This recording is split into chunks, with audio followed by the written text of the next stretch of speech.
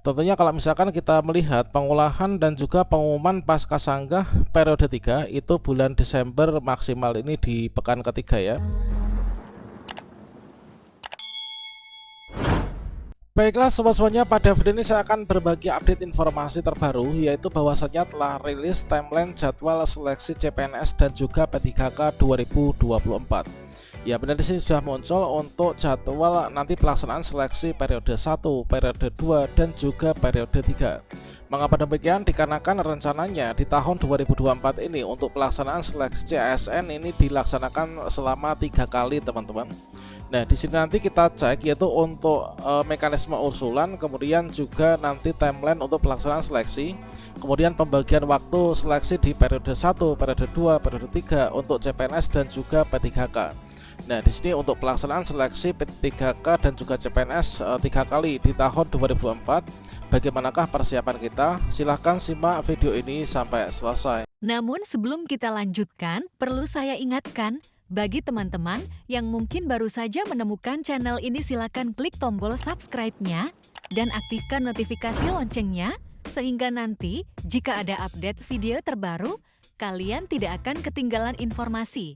Baiklah sobat-sobatnya, kalau misalkan kita melihat ya, yaitu untuk alur perencanaan kebutuhan ASN di tahun 2024, yang mana di sini dari Kemenpan RB ini telah mengeluarkan surat permintaan usulan kebutuhan ASN, yang mana untuk progresnya ini sudah selesai dilaksanakan dengan terbitnya surat edaran dari Kemenpan RB kepada seluruh instansi pemerintah untuk segera melakukan usul kebutuhan CASN 2024 melalui aplikasi e-formasi di masing-masing daerah. Nah, selanjutnya ini dilaksanakan pada bulan Januari.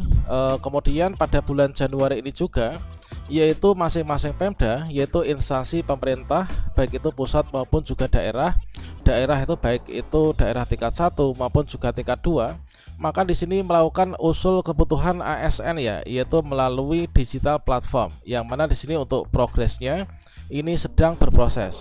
Untuk deadline masa-masa terakhir untuk usul penetapan kebutuhan dari masing-masing Pemda atau instansi pemerintah ini maksimalnya tanggal 31 Januari 2024. Semoga saja di daerah kita ini mengusulkan formasi yang banyak di 31 Januari 2024 ini. Nah, kemudian di sini setelah selesai yaitu tanggal 31 Januari 2024, maka pada bulan Februari di sini dari Kemenpan RB ya, yaitu menetapkan jumlah formasi nasional dan juga instansi. Nah, kemudian menetapkan pedoman pengusulan rincian formasi. Ini adalah untuk progresnya sedang berproses ya.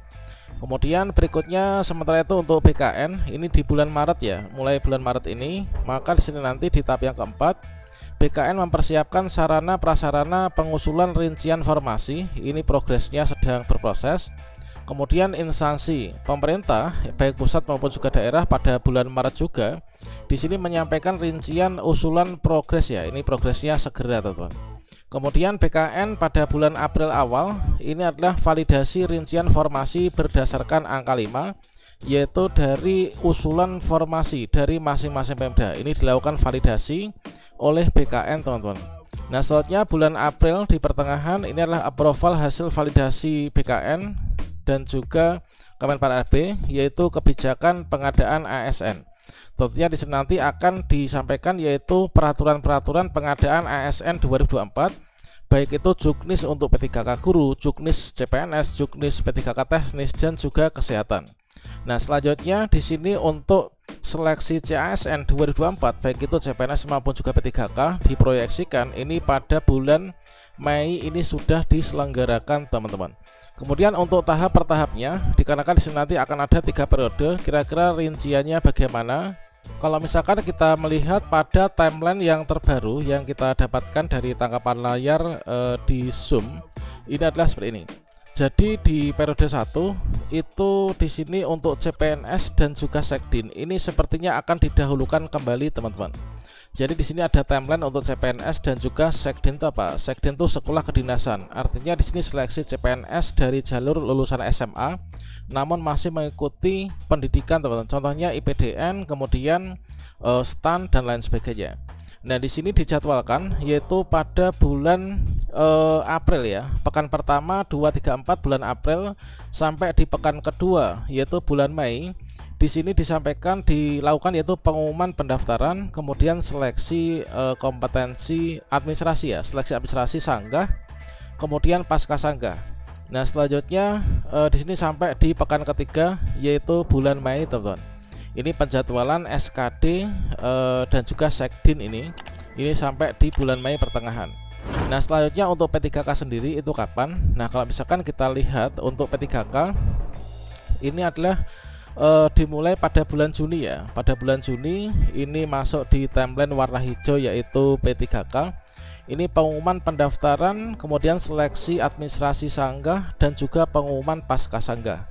Nah, untuk pendaftaran, pengumuman pendaftaran, kemudian juga pengumuman seleksi administrasi, kemudian prasanggah dan juga pasca sanggah ini dilaksanakan yaitu timelinenya itu di bulan Juni. Bulan Juni pekan pertama, kedua, ketiga, keempat sampai nanti di pekan kedua bulan Juli, teman-teman. Ini adalah untuk P3K ya. Nah, selanjutnya di sini untuk penjadwalan SKB yang satu ini adalah untuk SKD CPNS.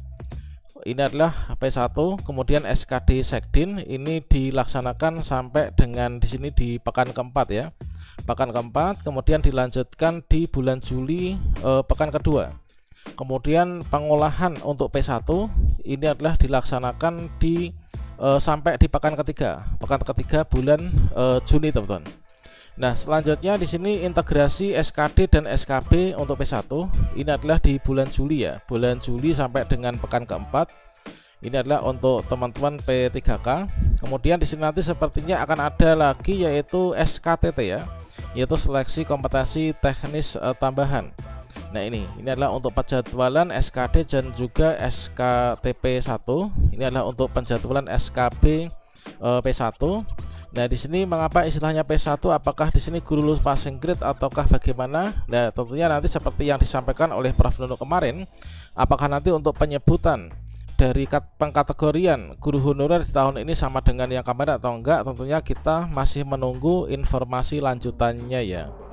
Kemudian di sini ada juga yaitu untuk guru ya, untuk P3K. Nah, ini untuk P3K. Ini ada yaitu SKD dan SKTP P1. Kemudian di sini ada juga yang SKB P2, kemudian ada P3.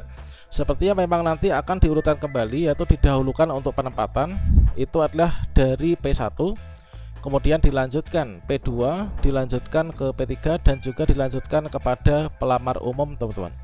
Inilah merupakan timeline untuk jadwal pelaksanaan seleksi di tahun ini. Kemudian kalau misalkan kita lihat di sini terdapat 3 periode ya, 3 periode yaitu periode 1. Kemudian di sini ada periode kedua dan juga ada periode ketiga. Sepertinya untuk istilah P ini adalah masuk dalam pengertian dari periode, teman-teman. Jadi untuk yang di sini warna kuning ini sepertinya untuk CPNS dan juga sekolah kedinasan. Jadi sekolah kedinasan dan juga CPNS pengumuman pendaftaran ini sampai di pekan kedua bulan Mei. Kemudian penjadwalan SKD ini adalah di pekan kedua maksimal.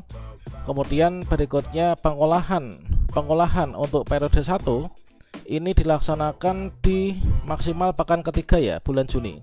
Kemudian integrasi SKD dan juga SKB P1 ini adalah sampai di pekan keempat bulan Juli, teman-teman. Kemudian untuk P3K sendiri, jadi di sini untuk yang CPNS dulu. CPNS itu pengolahan pengumuman pasca sanggah dari periode 1 itu maksimal di pekan ketiga bulan Agustus. Ini sudah pengumuman, artinya di Agustus nanti teman-teman CPNS dan juga sekolah kedinasan ini nanti sudah bisa untuk melihat ya apakah lulus, apakah tidak lulus. Kemudian untuk P3K, nah P3K di sini pendaftaran ini kan sampai dengan di bulan Juli ya, pekan ini. Ini mulai dari pengumuman sampai dengan pendaftaran ini di pekan kedua bulan Juli. Dan selanjutnya di sini dilakukanlah yaitu penjadwalan ya untuk pelaksanaan seleksi P3K ini adalah pada bulan Agustus. Kemudian sekaligus nanti dilakukan pengolahan, kemudian integrasi SKD dan juga SKB. Kemudian di sini nanti untuk yang periode selanjutnya, periode 3 itu yang terakhir itu adalah di sini bulan Desember. Tentunya kalau misalkan kita melihat pengolahan dan juga pengumuman pasca sanggah periode 3 itu bulan Desember maksimal ini di pekan ketiga ya. Sepertinya nanti untuk seluruh guru honorer ini nanti akan tuntas ya di tahun ini, yaitu sebelum berakhirnya bulan Desember tahun 2024 sesuai dengan amanah dari Bapak Presiden Joko Widodo dan juga dari Undang-Undang ASN tahun 2023. Inilah untuk gambaran timeline dari seleksi periode 1, periode 2 dan juga di periode 3 teman-teman. Oke.